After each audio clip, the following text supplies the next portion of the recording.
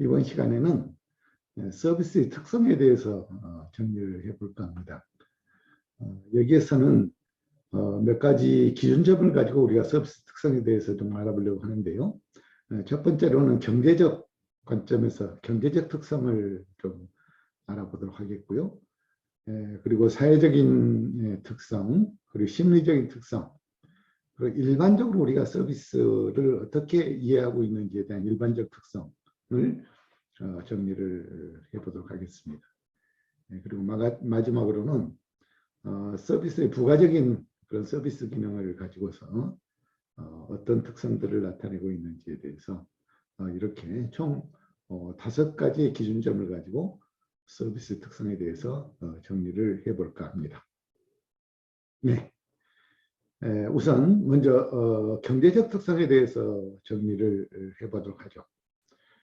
네, 서비스는 기본적으로 무형재라고 이렇게 우리가 말씀을 드렸습니다. 그렇기 때문에 경제적 관점에서 우리가 서비스 특성을 좀 분석해 볼 필요가 있겠는데요. 오늘날 서비스 산업의 비중이 증가하는 이유 중에 하나가 바로 기업이나 또는 가게 내에 존재하는 내부 생산 서비스가 외부 생산 서비스화하는 데에 원인이 있다라고 이렇게 우리가 보고 있습니다. 그래서 서비스 생산 주체를 내부로 하느냐 또는 외부로 하느냐의 결정 요소에 있어서는 크게 4가지로 우리가 좀 판단해 볼 수가 있겠는데요. 서비스 생산에 있어서 규모의 경제성을 좀 봐야 될 것 같습니다. 그리고 서비스 생산에 있어서 전문 기술이 얼마나 필요하느냐 하는 전문 기술의 필요성, 그다음에 서비스의 질적 수준이 어느 정도인가, 그리고 수요자들의 소득 수준이 어느 정도인가를 가지고 우리가 서비스의 생산 주체와 관련된 그런 결정 요소들을 볼 수가 있겠습니다. 이렇게 우리가 서비스의 경제적 측면에서 몇 가지 기준점을 가지고 보는데, 서비스라고 하는 것은 실체가 아닌 연출로서 상품처럼 볼 수도 없고 또 만져볼 수도 없으며 또 맛을 볼 수도 없다라고 하는 거죠. 다만 정신적으로 심리적으로 이해할 수밖에 없다는 그런 특성을 가지고 있습니다. 그래서 서비스라고 하는 것은 형태도 없고 또 비실체적이고 또 물리적으로 저장하거나 소유할 수가 없다는 것입니다. 또 동시에 소비되어져 버리는 그런 특성을 가지고 있습니다. 그래서 우리가 서비스는 생산자가 소비자에게 직접 제공하는 것을 원칙으로 하기 때문에 서비스 자체가 스스로 유통되어질 수도 없고 또 상품과 같이 재고와 저장이 불가능하며 또 수송을 할 수 없는 그런 특징을, 경제적인 특징을 가지고 있습니다. 그리고 서비스라고 하는 것은 앞에서도 우리가 봤지만은 내부 생산 서비스와 외부 생산 서비스 사이에서 항상 대체 관계에 있다라고 이렇게 우리가 생각해 볼 수가 있을 것 같습니다. 자, 두 번째로는 사회적인 특성에 대해서 보도록 하죠. 서비스는 제공자와 피제공자 사이에 인간적 상호 이해관계가 형성이 된다라고 하는 거죠. 그래서 사회적 관점에서 신뢰감을 갖게 되고 더 나아가서는 만족도가 커지게 된다 하는 것입니다. 앞에서 우리가 언급했듯이 생산과 소비의 동시성은 서비스 제공자와 피제공자 사이에 상호작용의 중요성을 얘기하고 있다라고 볼 수가 있겠습니다. 제공자 입장에서 보면은 생산 과정에 피제공자인 고객에게 직접 참여하게 하는 것이고, 또 피제공자의 입장에서 보면은 효율 실현 과정에서 제공자가 직접 참가하는 것이 되겠습니다. 이와 같이 서비스는 제공자와 피제공자 사이에 상호 협동의 관계가 이루어지는 것이고, 또 서비스의 만남은 사회적인 인간관계이고 그 핵심은 커뮤니케이션이라고 하는 것입니다. 또 사회적 특성 중에 하나로서는 서비스의 진실된 순간, 즉 신뢰 회복을 위한 순간이 매우 중요하게 작용을 한다라고 하는 것입니다. 그래서 이 서비스가 진행되는 각 과정 속에서 상호관계가 어떻게 연결되어지고 또 제공자와 피제공자 사이에 신뢰관계가 어떻게 확보되어지느냐 하는 것이 중요한 그런 요소 중에 하나로 작용하고 있다라고 볼 수가 있을 것 같습니다. 그러한 관점에서 사회적 특성은 상호작용적인 관계를 매우 중시함과 더불어서 실질적으로 고객과 제공자와 피제공자의 어떤 접점에 있어서 어떻게 신뢰감을 형성하느냐 하는 것이 중요하고, 또 이 신뢰감을 형성하는 과정에 있어서 종업원들의 서비스 제공자의 역할이 중요하게 작용할 수 있다라고 보면 되겠습니다. 세 번째로 심리적 특성에 대해서 알아보도록 하겠습니다. 서비스의 대부분은 인간의 어떤 관계가 성립되면서 기본적으로 서비스가 형성이 되게 되는데, 시간적, 공간적인 그런 제한 속에서 상호작용이라고 하는 관점에서 볼 때 이 서비스 이용자의 경험이 매우 중시되는 그런 의미를 갖는다라고 보는 것이죠. 이 경험은 일반적으로 고객이 느끼는 만족 또는 불만족이나 유쾌함 또는 불쾌함의 정도가 중요한 열쇠가 될 수 있기 때문에 우리가 이걸 다른 표현으로 서비스 산업을 체험 산업이다라고도 이렇게 얘기를 하기도 합니다.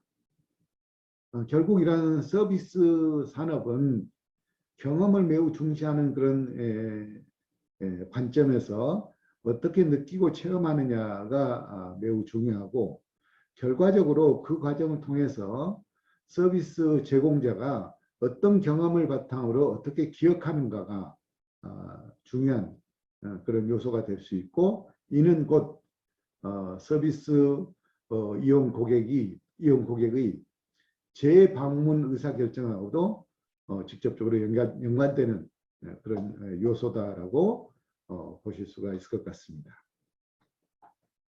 다음으로 서비스 일반적인 특성에 대해서 좀 정리를 해보도록 하겠습니다. 앞에서 우리가 서비스 어원을 중심으로 서비스에 대한 개념을 한번 정리를 했었습니다. 서비스의 어원은 현재에도 여러 가지 의미로 해석되어지고 있지만은 가장 근본적인 어원의 의미는 봉사의 개념이라고 하는 것입니다. 나는 당신에게 봉사자입니다 라고 하는 이런 의미로 기본적인 어원이 형성되어져 있다라고 볼 수가 있겠는데, 바로 여기에서부터 서비스의 일반적인 개념들이 시작이 된다라고 이해하시면 되겠습니다. 서비스의 일반적인 특성은 무형성, 그리고 비분리성, 또 이질성, 소멸성 등의 기본적인 성격을 가지고 있습니다. 자, 이러한 성격들을 하나하나 좀 정리를 해보도록 하겠습니다. 첫 번째로 무형성에 대해서 알아보죠. 서비스가 무형적이라는 것은 가시적이지 않으며 인지하기가 쉽지 않다는 것입니다. 그러나 이는 완전히 무형적이라는 것이 아니고 상대적으로 유형적 부분에 비해서 무형적인 속성이 좀 더 강하다라는 것으로 이해하시면 좋겠습니다. 이러한 측면에서 보면은 대부분의 제품은 무형제이면서 유형제의 성격을 동시에 가지고 있다라고 할 수 있겠습니다.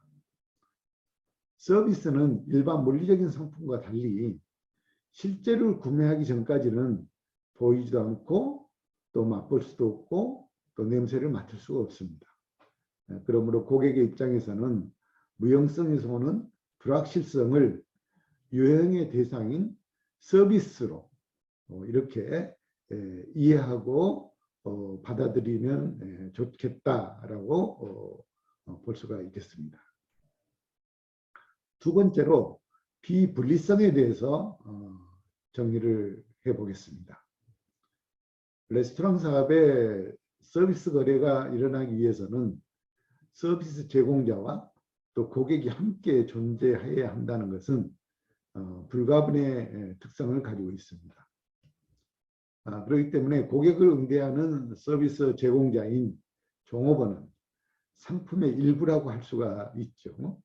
자, 즉 유형제의 경우에는 일반적으로 생산 후에 구매와 소비가 수반되지만은 서비스와 같은 그런 무형제의 경우에는 구매 결정이 이루어진 후에 생산과 소비가 동시에 발생하기 때문에 시간적인 측면에서 보면은 분리되어 있지 않다라고 이렇게 우리가 설명할 수가 있겠습니다.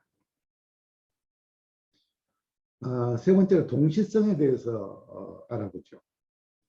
생산과 소비의 분리 불가라고 하는 것은 또 다른 서비스의 특성을 상대적으로 인적 자원 관리의 중요한 이슈로 이렇게 우리가 받아들일 수 있습니다. 특히 서비스는 노동 집약적인 그런 산업의 특성이기 때문에 서비스의 품질은 서비스 제공자와 고객 사이의 짧은 접촉 시간 동안에 창조되어진다라고 이렇게 보죠.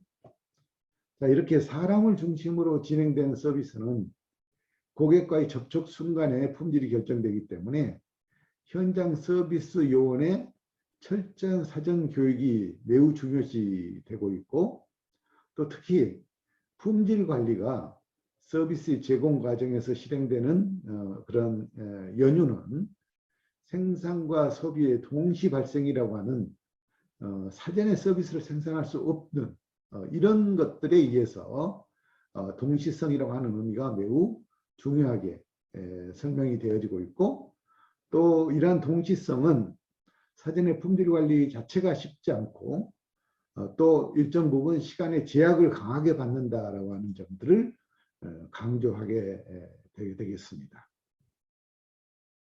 자, 네 번째로는 고객의 참여 과정입니다. 서비스 일반적 특징 중에서 매우 아주 특이한 그런 사항이라고 볼 수가 있겠습니다. 제조업 같은 경우에는 생산 시스템과 고객 사이의 직접 접촉 기회가 거의 없다고 볼 수 있겠습니다. 그러나 서비스는 고객 접촉의 빈도가 매우 높습니다. 물리적 접촉이 필요하거나 또는 의사소통이 필요한 경우가 있고 고객이 서비스 창출과 제공 과정에서 직접 참여하거나 또는 공동 생산자가 되기도 합니다. 고객이 생산 자원의 일부로서 서비스 창출의 일부 기능을 수행하는 것이 바로 고객의 서비스 참여 과정이라고 볼 수가 있겠습니다. 자, 이렇기 때문에 공동 생산자인 고객은 부분적으로 직접 또는 조직의 인적 자원의 일부로 이렇게 참여하면서 역할이 있다라고 볼 수가 있겠습니다. 다섯 번째로 이질성에 대해서 정리를 해보도록 하겠습니다. 서비스는 매우 가변적이고 또 서비스 품질은 일정 수준 통제하면서 표준화하기가 매우 어렵다라고 하는 것입니다. 즉 서비스의 질은 누가 제공하느냐에 따라서 그리고 언제 어디서 제공받느냐에 따라서 품질이 달라진다라고 하는 것입니다. 특히 레스토랑 서비스 산업의 경우에는 생산과 소비의 동시성 때문에 고객에 대한 사전 품질 관리가 불가능하고 또 고객 수요가 많은 그런 피크타임 시에는 균일한 서비스 품질을 유지하고 관리하기가 어려울 뿐 아니라 또 10인 10색의 그런 인적 서비스에 의존한다라고 하는 아주 이질적인 그런 특성을 가지고 있다라고 볼 수가 있겠습니다. 여섯 번째로는 저장 불가능성에 대해서 한번 좀 보도록 하죠. 서비스는 따로 보관할 수가 없다 하는 것입니다.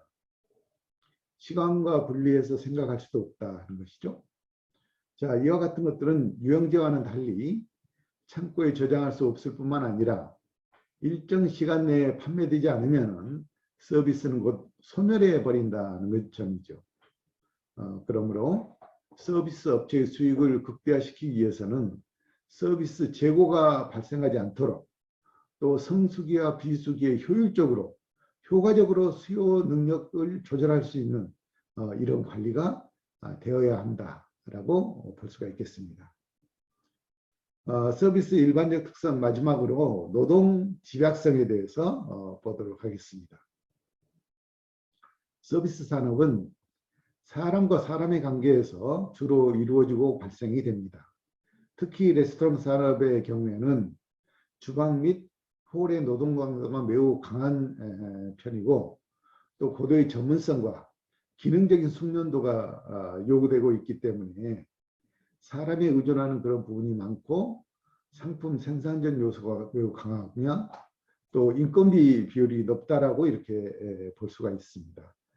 그러한 관점에서 노동 집약적인 그런 특성을 가지고 있다라고 볼 수가 있죠. 자, 서비스의 특성 마지막 부분으로서 부가적 특성에 대해서 정리를 해보도록 하겠습니다. 서비스의 부가적 특성으로는 고객 만족과 효용의 추구, 또 서비스의 개성화, 소득에 따른 서비스 수요의 증감 이외에도 다음과 같은 세 가지의 부가적인 특성을 가지고 있다라고 볼 수가 있겠습니다.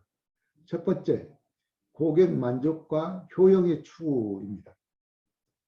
서비스의 수요는 궁극적이고 고객의 만족을 목적으로 하고 있는데 특히 유형제의 가격을 수요와의 관계에 있어서 기본적으로 생산성, 경제성 그리고 장치 및 설비에 의해서 결정이 된다라고 하는 것입니다. 그렇지만은 이 서비스의 가격은 구입자의 만족도와 효용에 의해서 영향을 받을 수 있다라고 하는 것입니다. 자, 두 번째 부가적 서비스의 특성으로서는 서비스의 개성화를 볼 수가 있겠습니다. 고객에게 제공되는 서비스의 경우에는 개성화가 매우 뚜렷하고 또 그 효용, 수요자의 주관적으로 평가되는 경우가 많다는 것입니다.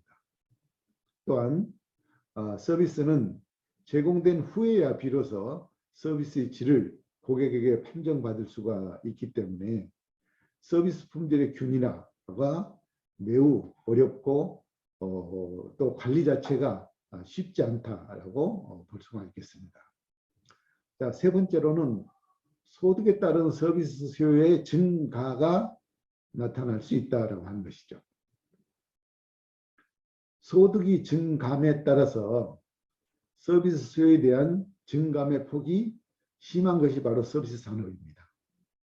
서비스는 경기 동향에 크게 좌우되기 쉽고 또 소득의 증대에 따라서 가계의 서비스 지출 비중이 높아지는 그런 경향을 가지고 있습니다.